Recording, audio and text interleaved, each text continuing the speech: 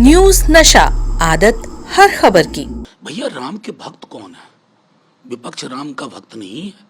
और हाँ, अगर कोई मशीन बनाओ ना कि सीना चीर करके देख लो कि किसकी राम भक्ति असली है और किसकी नकली है, चुनावी है, फर्क पता चल जाएगा। मर्यादा पुरुषोत्तम की जो अवधारणा बापू की थी, उसको विपक्ष अपने सीने से लगा के चल रहा है। आपकी अवधारणा क्या है? आप तो आपने मर्यादा पुरुषोत्तम की छोटी तस्वीर लगा करके जो राम को लाए हैं, हमने तो कंप्लेन किया इलेक्शन कमीशन को। ये बात अलग है कि इलेक्शन कमीशन ने उस पर कुछ नहीं किया, बिहार बीजेपी के हैंडल से ये चला, तो फर्क साफ है। सीधी सी बात है कि मैं बार बार कह रहा हूं कि अगर ग्रामशी को उद्धृत करूं तो वॉर ऑफ पोजीशन चल रहा है आरएसएस और बीजेपी में। देश को इसमें समय नहीं खपाना। देश को और विपक्ष को यह तय करना है कि बहुत 10 बरस बाद आर्थिक मुद्दे उभर करके सामने आए, उस पर बात करो, उस पर पहलकदमी करो, अग्निवीर जैसी योजना को खत्म करो।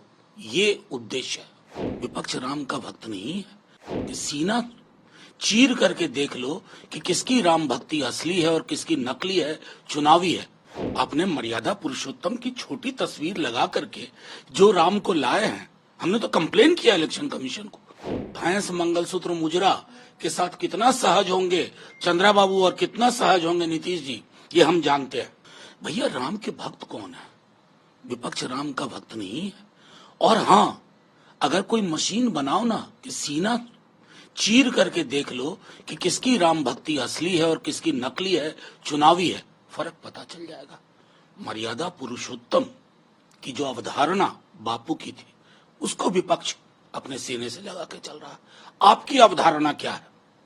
आप तो आपने मर्यादा पुरुषोत्तम की छोटी तस्वीर लगा करके जो राम को लाए हैं, हमने तो कंप्लेन किया इलेक्शन कमीशन को। ये बात अलग है कि इलेक्शन कमीशन ने उस पर कुछ नहीं किया, बिहार बीजेपी के हैंडल से ये चला, तो फर्क साफ है। सीधी सी बात है कि मैं बार बार कह रहा हूं कि अगर ग्रामशी को उद्धृत करूं तो वॉर ऑफ पोजीशन चल रहा है आरएसएस और बीजेपी में। देश को इसमें समय नहीं खपाना।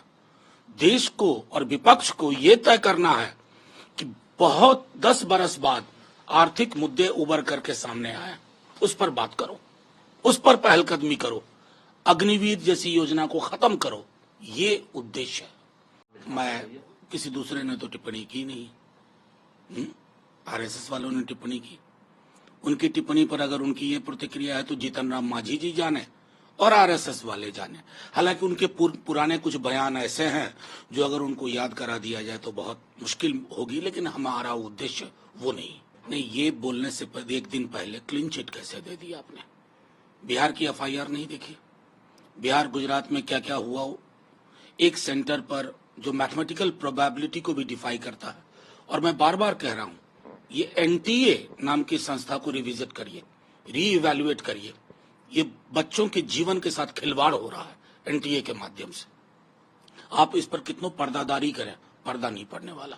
देखिए सीधी सी बात है, इसको मैं एक प्रथम दिन से कह रहा हूं, it is a coalition of contradiction.